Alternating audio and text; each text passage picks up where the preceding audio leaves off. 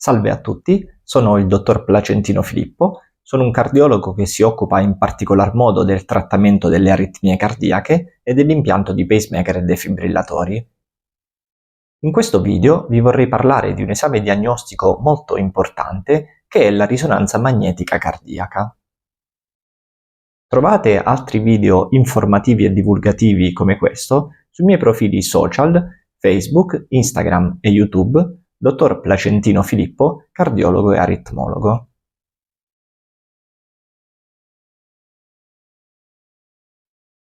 Ma ora veniamo alla risonanza magnetica cardiaca. Si tratta di un esame di secondo livello che quindi viene chiesto in seguito a ulteriori accertamenti ed è in grado di ricostruire delle immagini ad altissima qualità del nostro cuore per valutare sia l'aspetto morfologico, cioè la forma, i volumi, le dimensioni del cuore, sia l'aspetto funzionale. È un esame non invasivo, ma necessita di un accesso venoso, di solito a livello del braccio, per poter iniettare un mezzo di contrasto, che è il gadolinio, che è differente dal mezzo di contrasto utilizzato per la TAC. La risonanza magnetica utilizza dei campi magnetici per ricostruire queste immagini ed è una tecnologia, sono delle onde molto differenti da quelle della TAC, che invece sono delle radiazioni ionizzanti, cioè dei raggi X.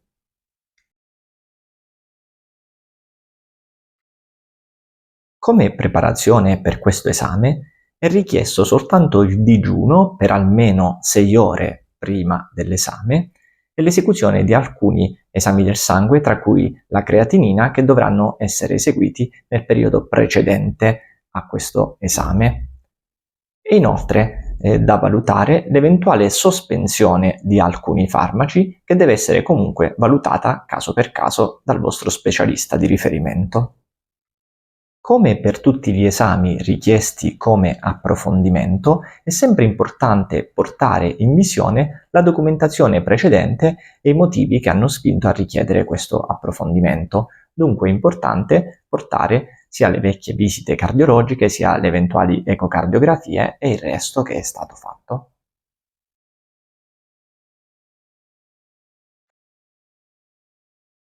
Entrando di più nel dettaglio, la risonanza magnetica cardiaca è capace di andare a valutare, oltre alla morfologia del cuore, cioè i volumi, la massa, le dimensioni e la funzionalità del cuore, sia come contrattilità sia come funzionalità delle valvole cardiache, è capace anche di andare a valutare il tessuto miocardico, cioè il muscolo, sia il pericardio, che sono i foglietti esterni del cuore, per vedere se il tessuto è sano o meno.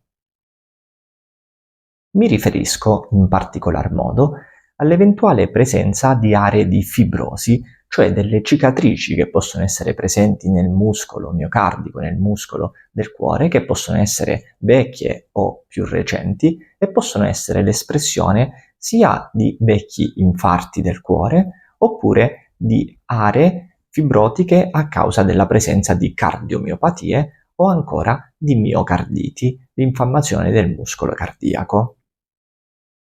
La risonanza magnetica cardiaca è inoltre in grado di valutare l'eventuale presenza di edema miocardico, cioè la presenza di tessuto infiammatorio, appunto l'edema, che si può creare sia nelle miocarditi sia in altre particolari situazioni, soprattutto nella fase acuta. Un'altra valutazione approfondita che può fare la risonanza magnetica riguarda il pericardio, cioè i due foglietti esterni del cuore che rivestono il cuore, che possono infiammarsi in particolari situazioni. Queste sono soltanto alcune delle possibili valutazioni che possono essere fatte con la risonanza magnetica, che è una metodica comunque in continua evoluzione.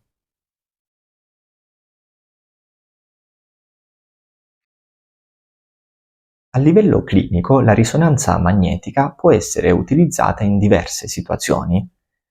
Partiamo dal primo campo di applicazione, che è quello delle aritmie, soprattutto le aritmie ventricolari.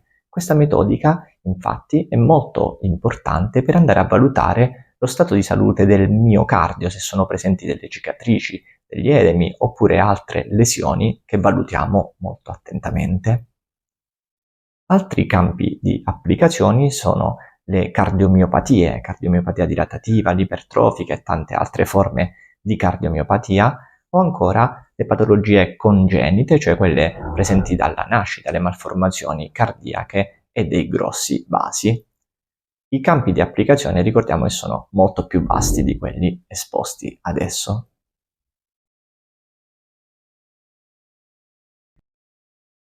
Come detto in precedenza, la risonanza magnetica cardiaca necessita dell'utilizzo del mezzo di contrasto gadolinio.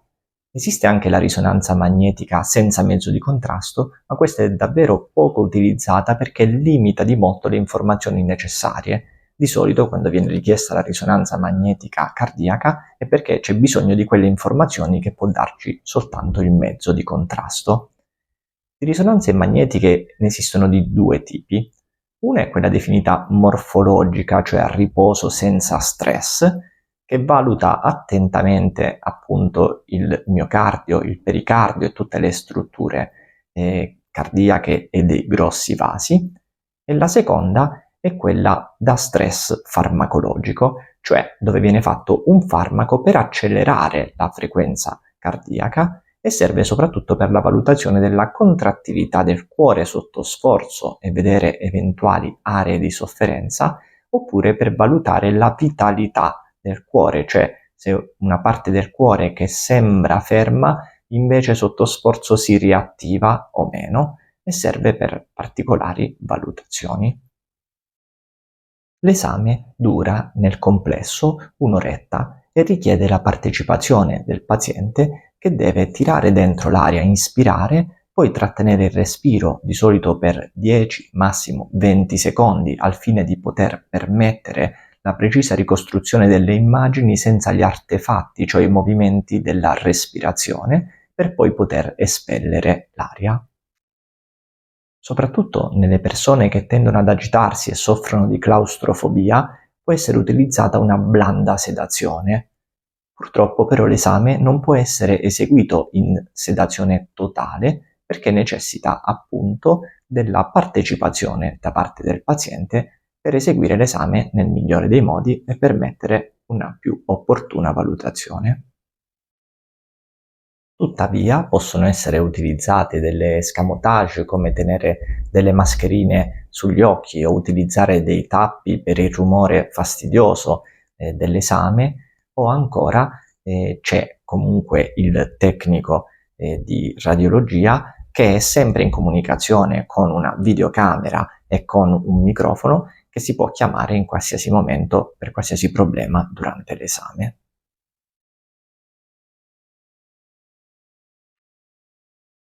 Riguardo le controindicazioni a questo esame, troviamo soprattutto l'impianto di protesi metalliche non risonanza magnetica compatibili.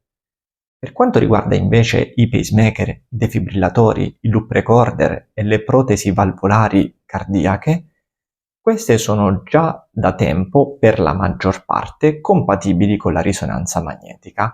Ovviamente deve essere valutato dispositivo per dispositivo e soprattutto nel caso dei pacemaker e defibrillatori deve essere avvisata la struttura dove si esegue la risonanza magnetica in modo da poter programmare con i tecnici o i medici la riprogrammazione del pacemaker sia prima che dopo la risonanza magnetica.